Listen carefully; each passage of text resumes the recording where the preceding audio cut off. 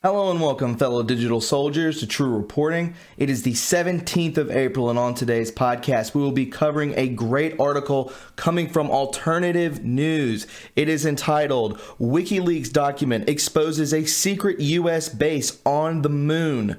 This is going to be very fascinating as this just came out 2 days ago and everything that's been happening with Julian Assange being arrested. Hoping, praying that he will be moved to the United States and freed under the Trump administration. But before we get into any of that, my friends, would you please go ahead and click the bell to get notifications so when I post to this channel, you'll be the first to know. Also, follow me on Twitter at TRUreporting, and don't forget to leave a like. The more likes that this video receives, the more times it is recommended to other viewers, thus more eyes on the truth. And with that being said, my friends, let's go ahead and hop into it. This is True Reporting.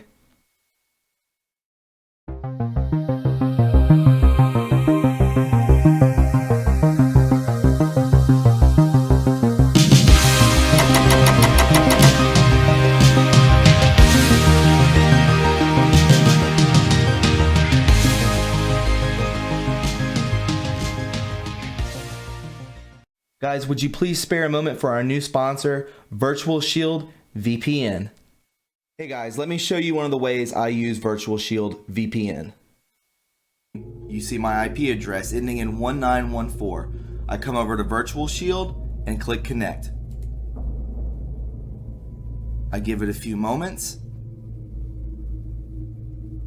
I come back over here to my IP address and click Refresh. And there you have it. It's completely changed. You can get all this and more from Virtual Shield. So friends, if you're interested in using this service, you can go into the description box below and click the Virtual Shield VPN link to get a 40% discount off for the month of April. This is the best way to support True Reporting. Thank you. So welcome guys, it's good to have you back. We will be going over this article, WikiLeaks Document Exposes a Secret U.S. Base on the Moon. Quite interesting, my friends. It says here, in brief, a document published by WikiLeaks clearly implies that the United States had a, in quote, secret base on the moon that was destroyed by Russia. It's one of many interesting documents that suggest strange things are and have been happening on the moon. Reflect on, is our world really as it has been presented? There were millions of pages of documents that are classified by multiple countries every single year. How is it possible to really determine what's going on behind the scenes? Why does secrecy rule? Well, I can tell you why it rules is because it's a cabal-ran operation. Once we get rid of the evil, once we eradicate the cabal, then, and hoping so, we will learn these secrets that have been passed down from a millennia.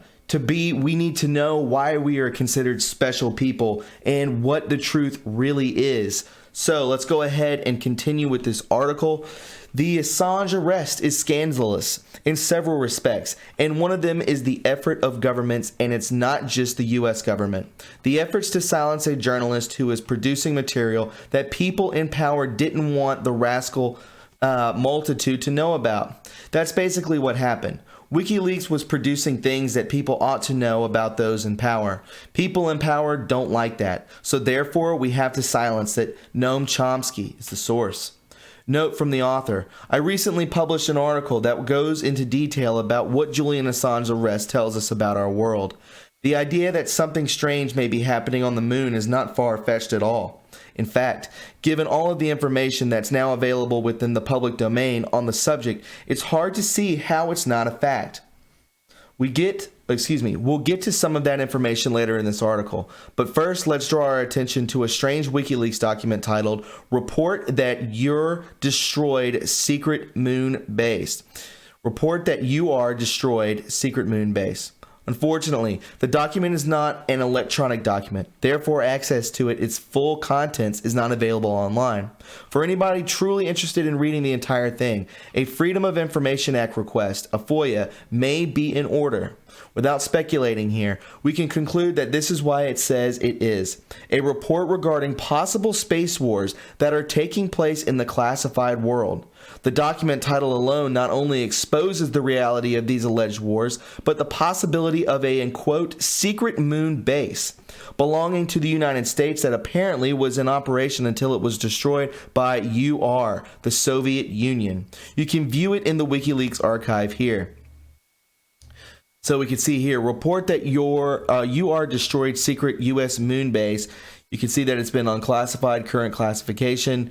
Text or microfilm is the locator, so on and so forth. This is pretty interesting. I'll give you a second to just kind of glance over it. This is from the Department of State, Bureau or European and Eurasian Affairs. So, what other information exists besides this document showing that something strange is and has been happening on the moon? There's a lot of information, so it's hard to know where to begin. First of all, the ideas of bases on the moon have been an open discussion within the government for a very long time. Although the information isn't easy to find, but it's definitely out there. A document from the government's own publishing office is a great example. It clearly shows one of the goals of the United States government is to build a base on the moon, and this is as far back as 1966. A portion of the document reads, within reference to President Kennedy and Johnson in a statement by Honorable George P. Miller. And guys, we're skipping these sources, but I will leave the links within the description. I'll leave this entire article in the description box below. Continuing, a portion of the document. I also believe that we can and will achieve the goals set by President Kennedy and Johnson, a manned landing on the moon before 1970. My own confidence in our rapidly advancing science and technology is such that I can visualize many more dramatic achievements ahead. Although I will fix no timetable for them. 1. The exploration of the lunar surface and possibly the establishment of one or more permanent bases there. One or more permanent bases. Furthermore, decades-old documents have been declassified discussing this topic, showing just how serious and far possible advancements with these intentions have gone. Take a look at the screenshot below, taken from the CIA electronic reading room in the form of a memorandum that was addressed to the CIA director regarding, in quote, military thought, top secret by Lieutenant General Korinsky.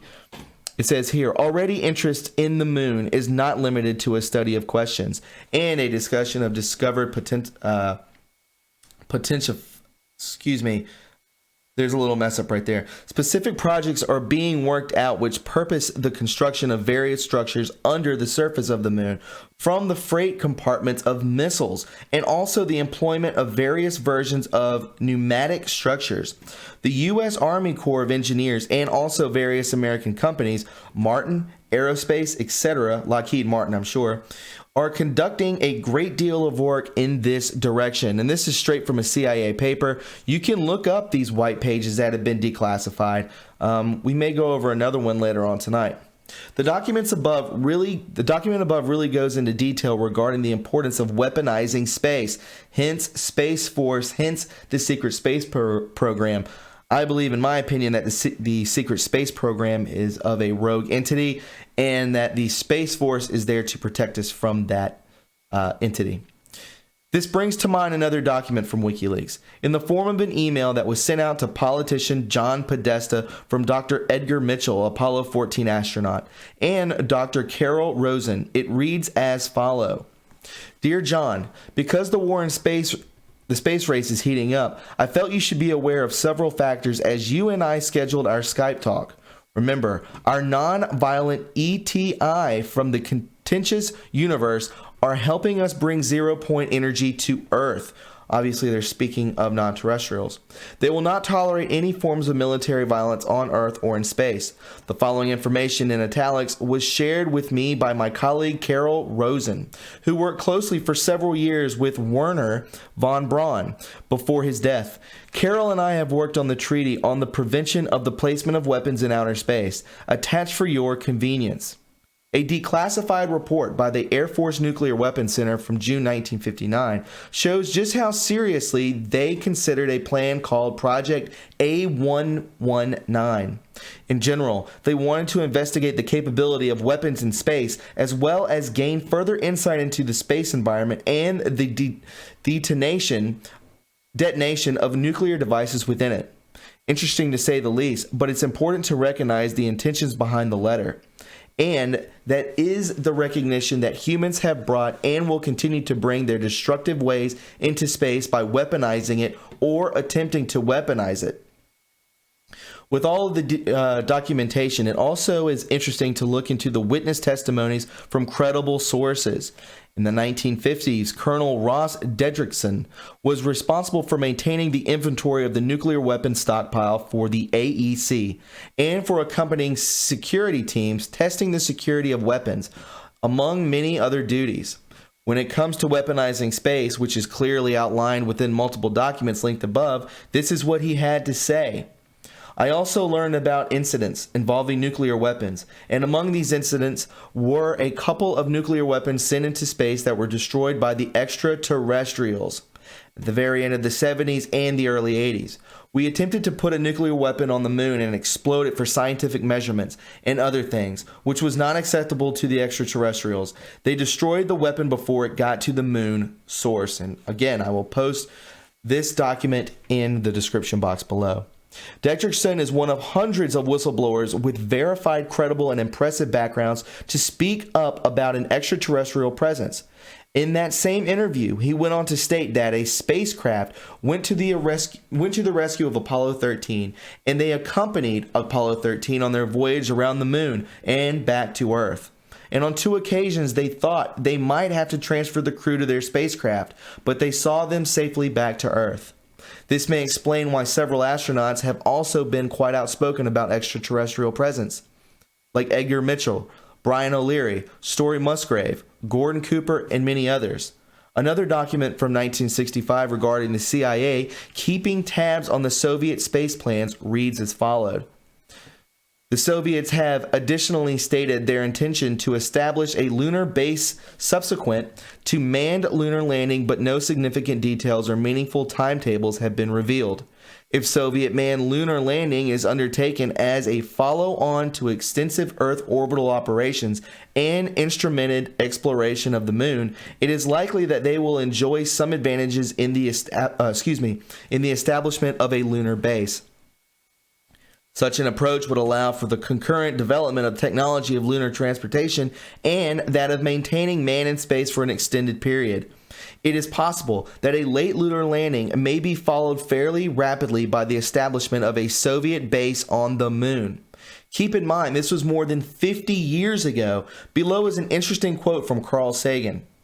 It is not out of the question that artifacts of these visits still exist, or even that some kind of base is maintained possibly automatically within the solar system to provide continuity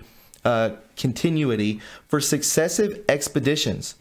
Because of weathering and the possibility of detection and interference by inhabitants of the Earth, it would be preferable not to erect such a base on the Earth's surface.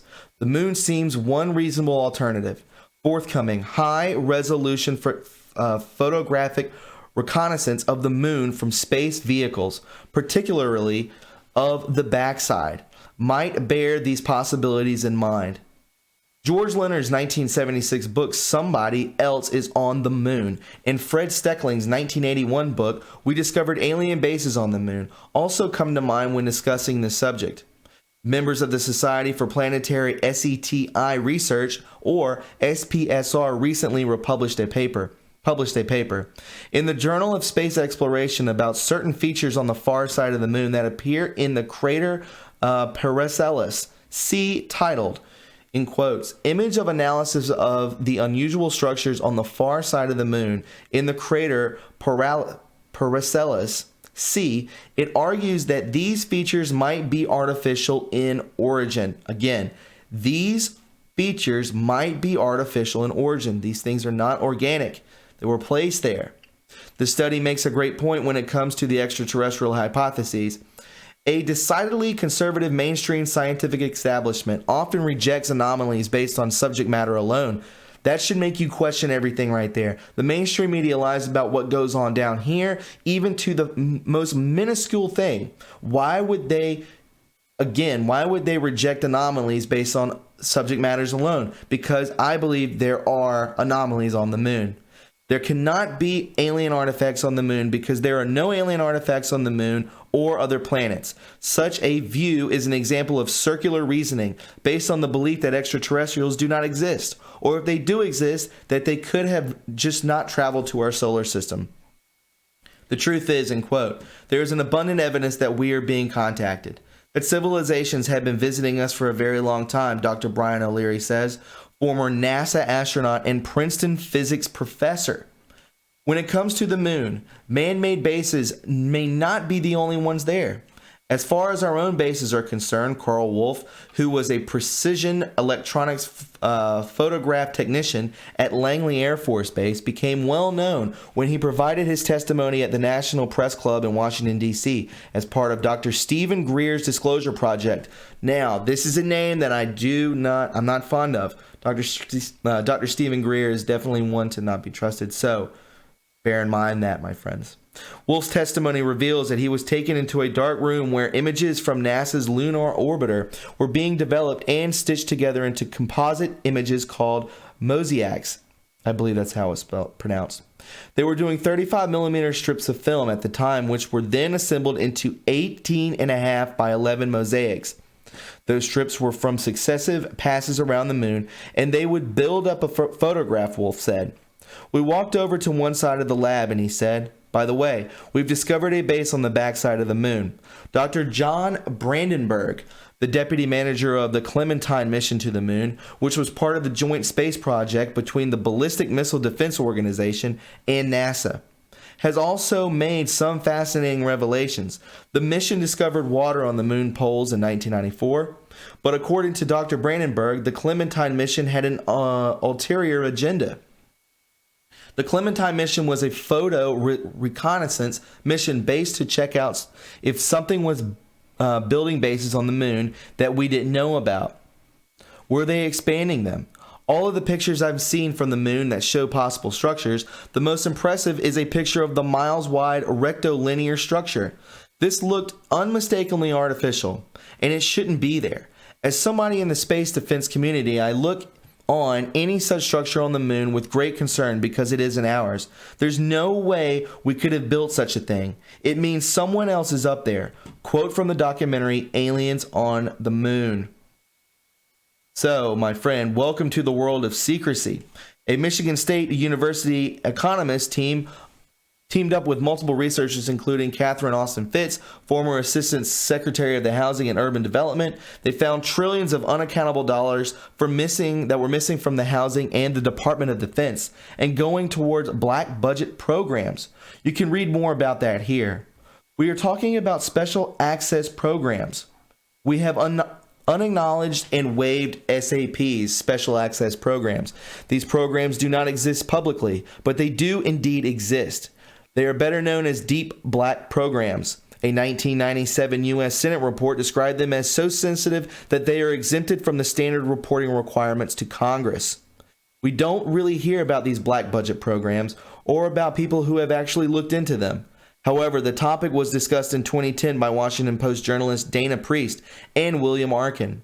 Their investigation lasted approximately 2 years and concluded that America's classified world has become so large, so unwieldy, and so secretive that no one knows how much money it costs, how many people it employs, how many programs exist within it, or exactly how many agencies do the same work. The takeaway: our world is not how it has been presented. Many subjects once that are still deemed as conspiracy are clearly not a conspiracy. Strange things happening on the moon and UFOs, for example, are one of the several great examples. It's okay to explore these things, but it's vital that we examine good source and present good sources when we do so. Help support collective evolution. This is how you can support them here. My friends, I find this to be extremely fascinating. I've been into this for a very, very long time.